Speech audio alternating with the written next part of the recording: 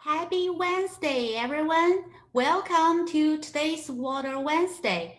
If this is the first time you tune into Water Wednesday, you may wonder what is Water Wednesday? Water Wednesday is a group of agents and specialists at University of Florida IFAS Extension. We Every Wednesday afternoon at 2 o'clock, we provide a topic about Florida's precious water. Um, so again, you can tell I'm still a little bit nervous doing Facebook Live. So I say we are a group of agents and specialists with University of Florida IFAS Extension. So you may wonder what is IFAS. So IFAS stands for Institute of Food and Agriculture Sciences. And the UF IFAS Extension, the best way to describe us is we're the extension of University of Florida. So we provide science-based knowledge to everyone. And how we deliver this science-based knowledge, we have different formats. So usually we do like workshops, so those in-person seminars. And we also have one-on-one consultations. We have field days. And today we do Facebook Live. We connect each other through internet. And today's Water Wednesday's topic is about hurricane. So are you prepared for hurricane? So actually the question should be like, are you living in Florida? So if the answer is yes, then are you prepared for this hurricane season? So if you wonder what you need to get ready for this hurricane season, then you're in the right place. I'm very pleased to introduce you the two guest speakers of today's Water Wednesday's talk. First is Ms. Luann Duncan. She is the Family and Consumer Sciences Agent in Sumter County. And the second guest speaker is Lisa Hampton. She's also the Family and Consumer Sciences Agent, but she's in Volusia County. So let's welcome Luann and Lisa to give us today's Water Wednesday talk about hurricane. And if you have any questions, you can just leave your comments, leave your questions in the comments. At the end of the presentation, we'll answer your questions. So now I will give the floor to Luann and Lisa. Great. Hi. Hi, everybody. I'm Lisa Hamilton, UF IFAS Extension Agent in Volusia County, Florida. And I'm Luann Duncan in Sumter County. And I'm going to go ahead and share our screen. Today, we're going to talk to you about how to store water safely during hurricane season. As you may be aware, hurricane season runs from June 1st to November 30th. A lot of time to be prepared. We're here today to talk to you about how to get your water resources ready and how to maintain those water resources safely. So I think if you live in Florida, you should know that we need 1 gallon per person per day set aside and ready in case of an emergency. So if you have a family of 5, that's 5 gallons per day.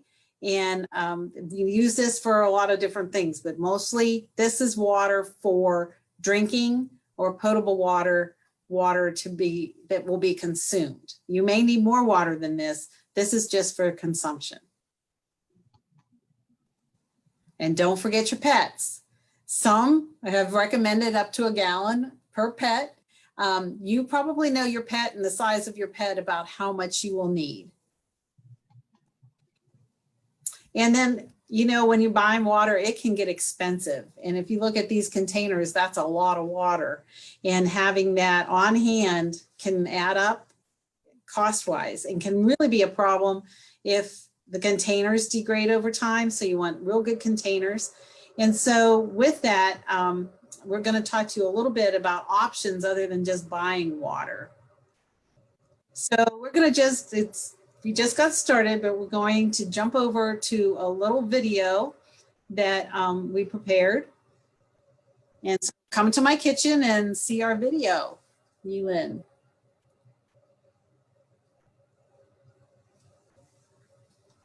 Okay, let me share the video.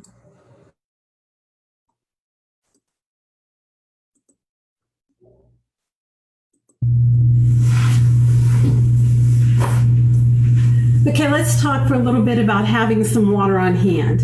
And you need so much water that it's kind of hard to buy it all at once. So if you're going to buy water, you may want to start early and just hold on to it. But because you need so much, it takes a lot of space. And you can't keep it in the garage. You need to keep it indoors. It can't go out in a shed because of the heat, and we're concerned about the interaction of the heat on the plastic into your water. Now this has been stored for 2 months and it's already starting to get little indentations. I've had these jugs just collapse, and sometimes water leaks out of them, and so that's an expense that you don't need. However, it's the easy way. It's just the expensive way. But you can also save your own jugs, have them cleaned and ready. When you hear something's coming, fill them up with water. This one was just emptied this morning, and I'm going to remove this ring so that there's no residue, and I'm going to clean this jug well. It was rinsed out, so no remaining milk was in the container. Just a little bit of water into this. If it had been sitting and milk had dried or had the opportunity to dry, you need to use a bottle brush and make sure you get it clean. So take this water and soap and shake it up really, really well so that everything is really clean. It might take a little bit longer than I just did, but for the sake of time, I know that you can shake up the water and get it clean and then pour out into another jug. You might use this to wash your dishes, some other cleaning kinds of things you have to do, because it's really not that dirty. It was already rinsed out. And if you talk to your horticulture agent, there might be a use for some water that has just a little bit of soap in it in your garden. But you need to talk to them as to when and how and why you might use that soapy water. This is very valuable, and we don't want to waste any of it. It takes a couple rinses to get this out, and so you can see that I'm using quite a bit of water really to clean one jug.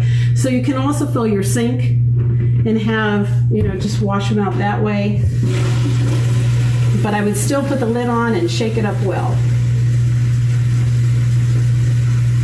When there's no soapy residue left in the water, then you're ready to go to the next step. Or you might want to make sure that it air dries and gets the odors out of it, especially if it's something that, has a strong smell. A good container to use are leftover vinegar containers. As you can see here, I was using a tea container. They all might have aromas that seep into your water. They're not going to cause any problem. So now, let's say the hurricane's coming. This has been set out to air dry. So all the aromas are out of it. I've kept it in a clean, safe place with the lid on it. Make sure you've washed the lid and the outside rings here. And now we're going to sanitize. We're going to create our own sanitizer using chlorine bleach. And I'm not selling any kind of a brand, but it has to be plain chlorine bleach. This chlorine, and I'm not selling this brand, but it comes in a splash list. It means something's been added to it. We don't want to use that to try to sanitize or in our drinking water. If we're going to clean drinking water, we would use chlorine bleach and also as a sanitizer. They also make it scented. You don't want to use that either. So I have poured some into a measuring cup. And there's about a quart in here. So I'm going to use about a teaspoon per quart. Doesn't take much to sanitize, and more isn't better. For every gallon, you use about a tablespoon. And then we're just going to roll that around in there, get everything covered. Now, rather than throw this out, I can put this into a spray bottle. I can put it into my other bottles that are cleaned and ready to sanitize, but it will only keep its potency for one day. You don't want to keep it under the counter or anything and pull it out and hope that you're sanitizing with it later. So use it up and don't make more than you'll need. So I'm going to put this into my vinegar bottle and sanitize it. The vinegar probably provided some sanitizing properties, but vinegar will not kill everything as much as the chlorine bleach will.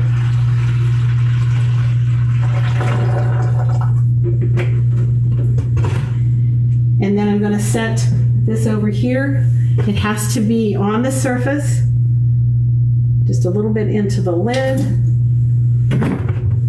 It has to be on the surface for 2 minutes for it to have its sanitizing effect. So after that has been sitting for 2 minutes, then I can add water or let it air dry completely, put it in storage for when the hurricane's on its way. Hopefully this helps you to have enough water on hand when a hurricane's on its way.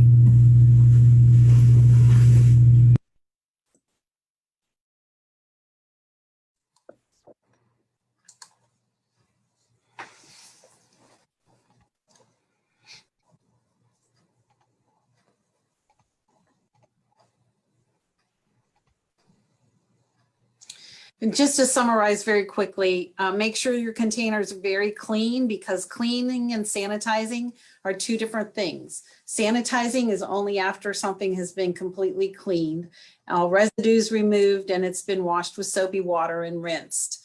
And then use a sanitizing solution of a teaspoon per quart of water. And we showed that.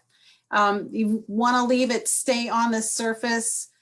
We said 30 seconds there. There's going to be, even if you just spray something, it's going to be on the surface but you need it to be there for at least 2 minutes. So if you want to rinse it back out, if you're concerned about any residue of chlorine in there and you don't want to put your drinking water on top of that, you need to let it sit and make sure that it has had time to work. And then the question comes is if the water itself is contaminated. If you have a boil alert and you don't have electricity, what do you do?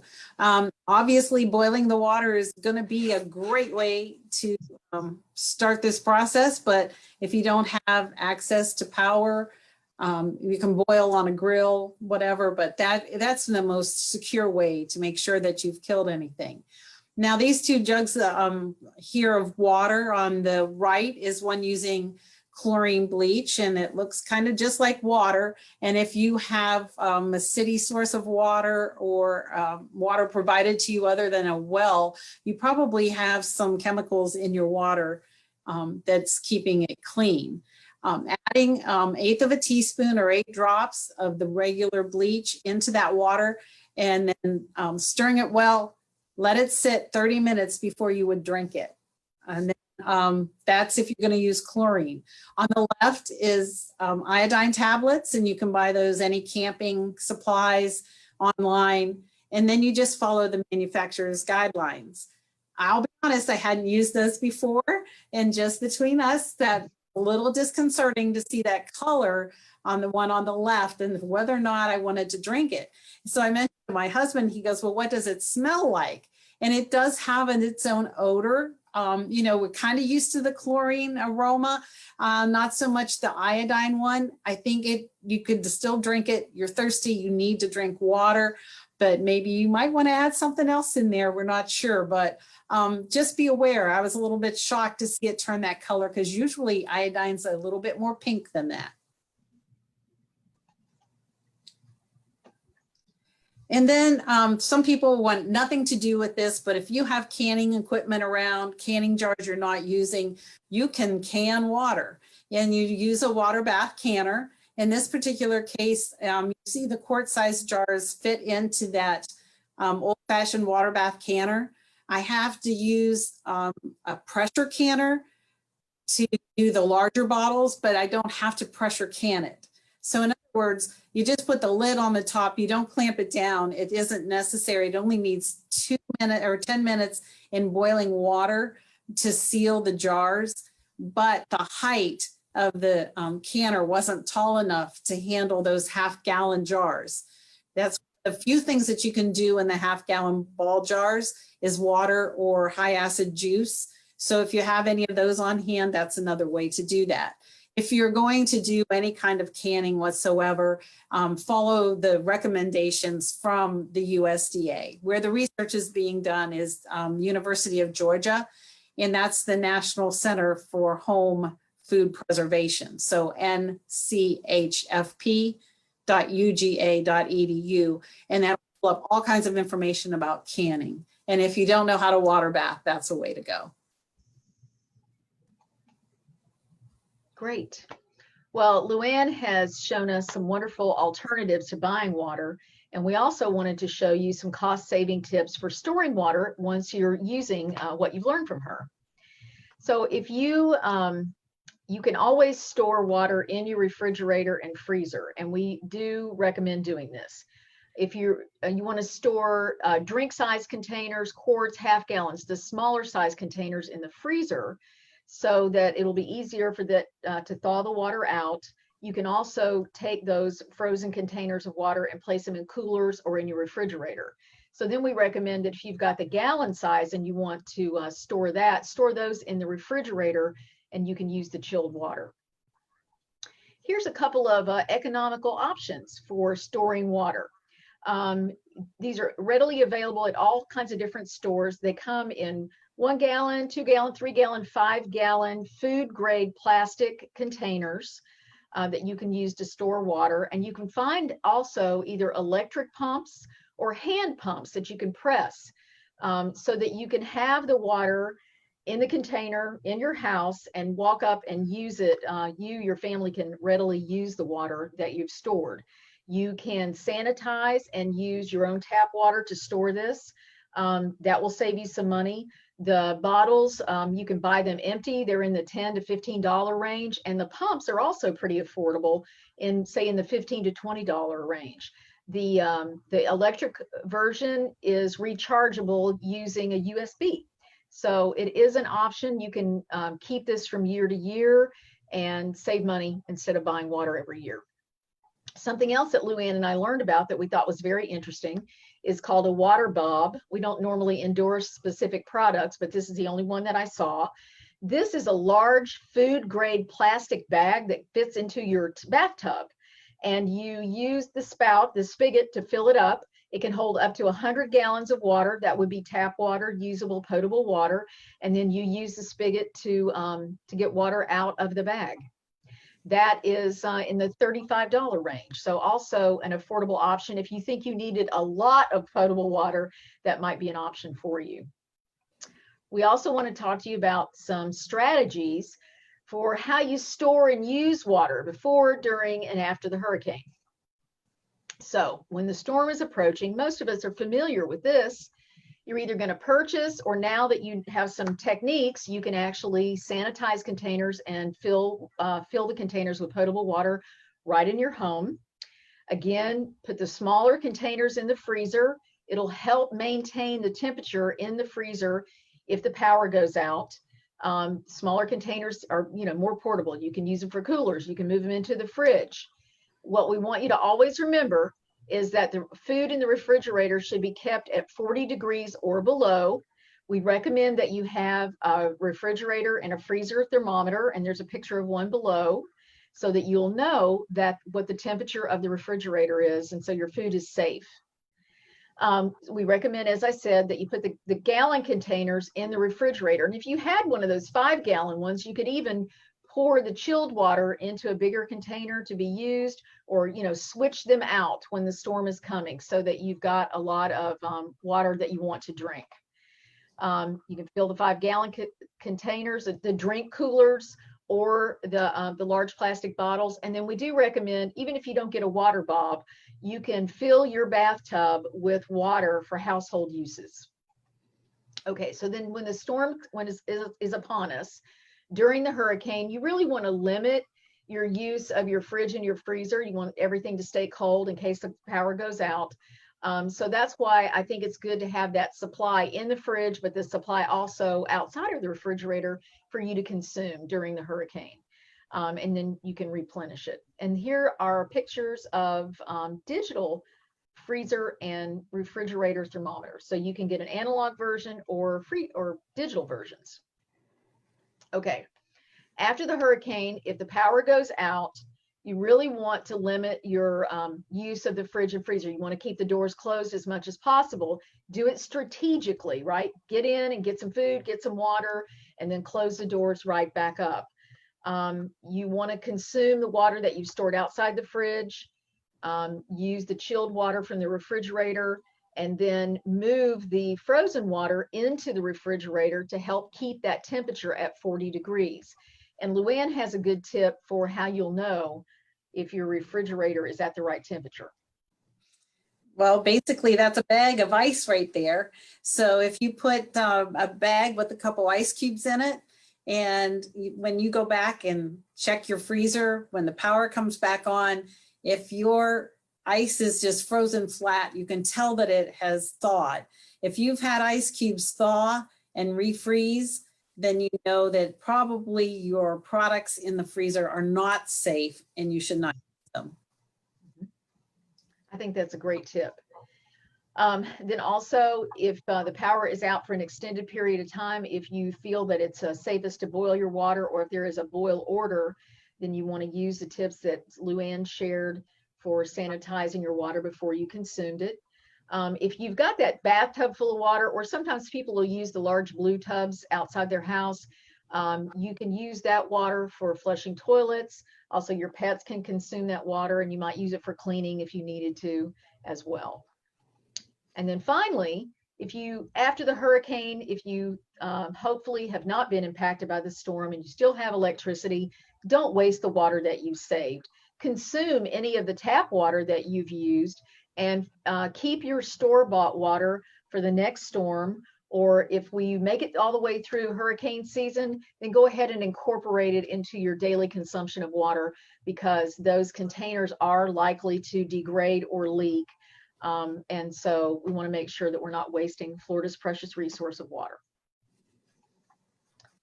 And that's it for us. We've provided you with some additional materials and resources on how to keep water safe and make water safe in an emergency. And then here is the contact information for Luann and myself if you want to get in touch with us for more information.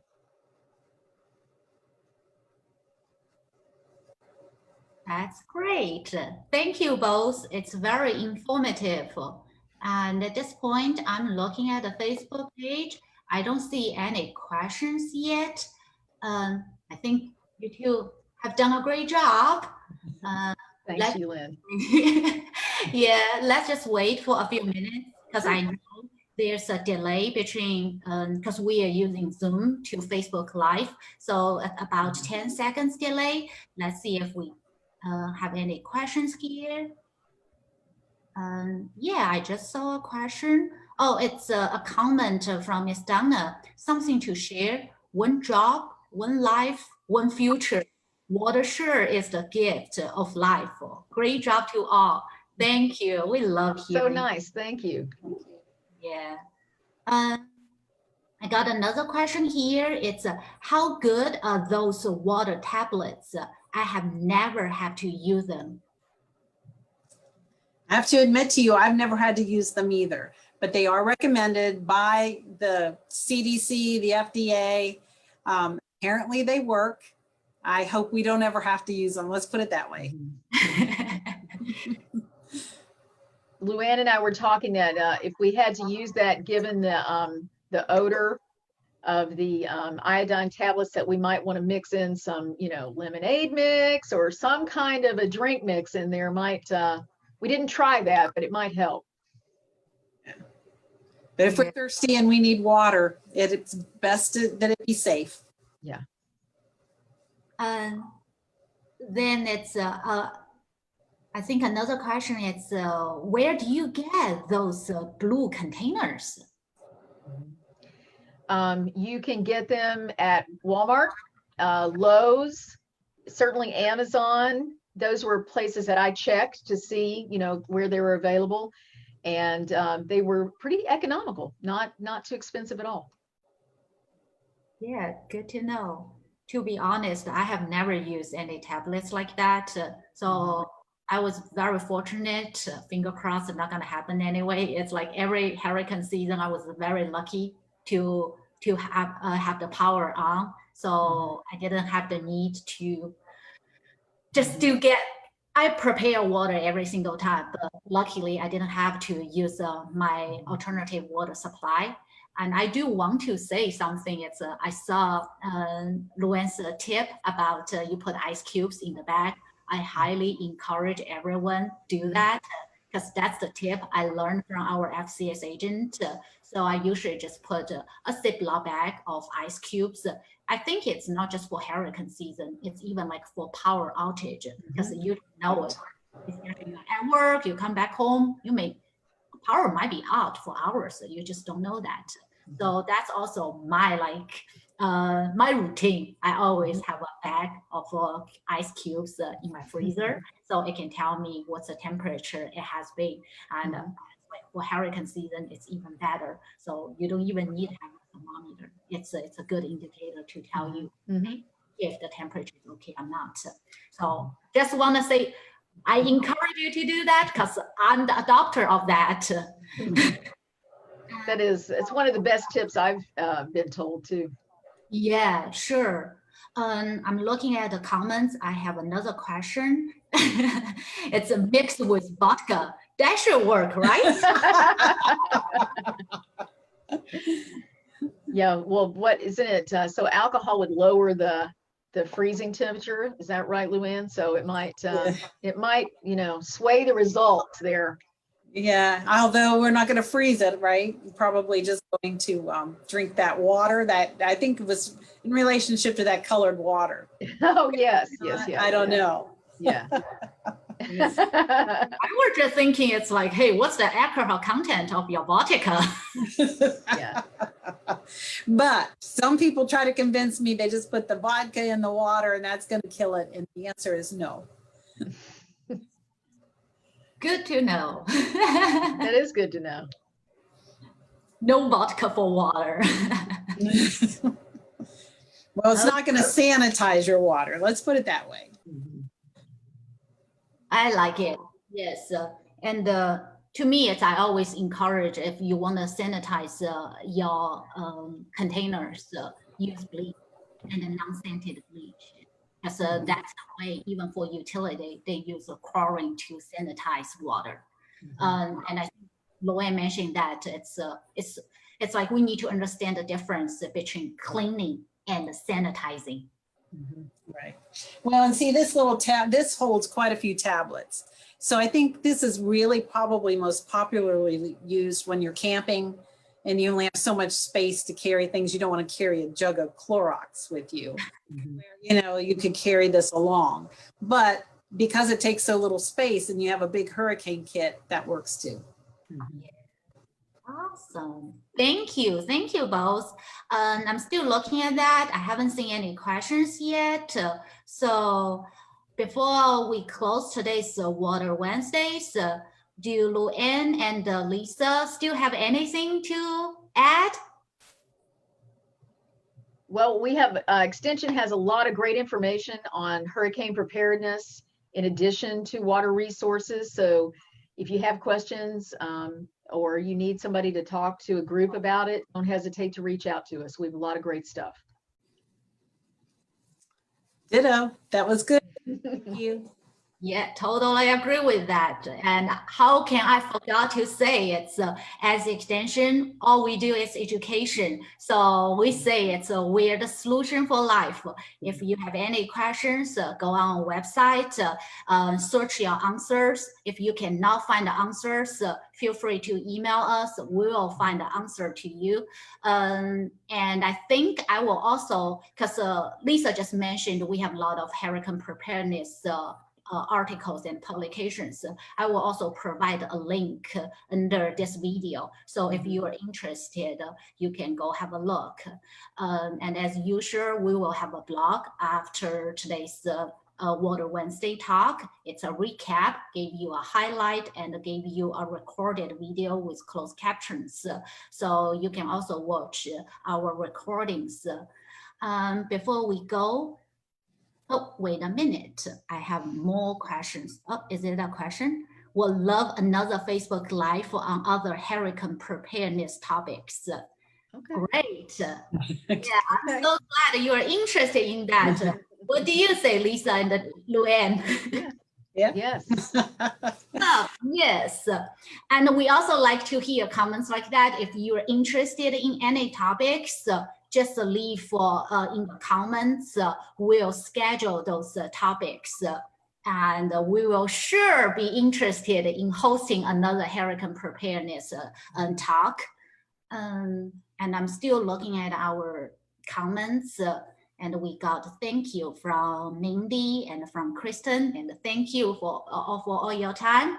I think that basically concludes our today's Water Wednesday. So please help us spread the word and follow us on Facebook page. So every Wednesday afternoon, 2 o'clock Eastern time, we are here waiting for you to join us on Water Wednesday. So thank you for your time and enjoy the rest of your Wednesday.